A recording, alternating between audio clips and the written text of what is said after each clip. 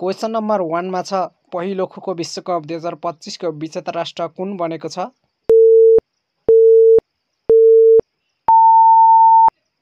यसको सही उत्तर रहेको छ भारत। त्यसैगरी प्रश्न नम्बर 2 मा छ अन्तर्राष्ट्रिय शिक्षा दिवस 2025 को नारा के रहेको छ?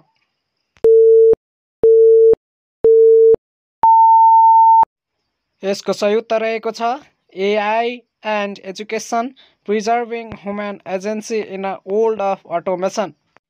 त्यसैगरी क्वेसन नम्बर 3 मा रहेको छ U19 महिला टी20 विश्वकप 2025 को विजेता कुन देश भयो?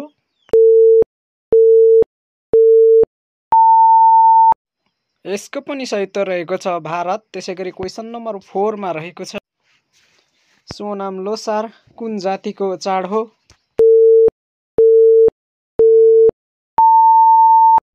यसको सही उत्तर तामाङ रहेको छ।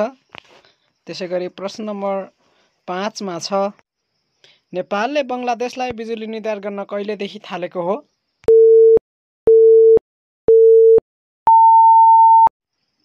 यसको सही उत्तर रहेको छ 2081 कार्तिक 30 गतेबाट, जुन चाहिँ त्रिशुली र चिलिमे आयोजनाबाट हो, जम्मा 40 मेगावाट।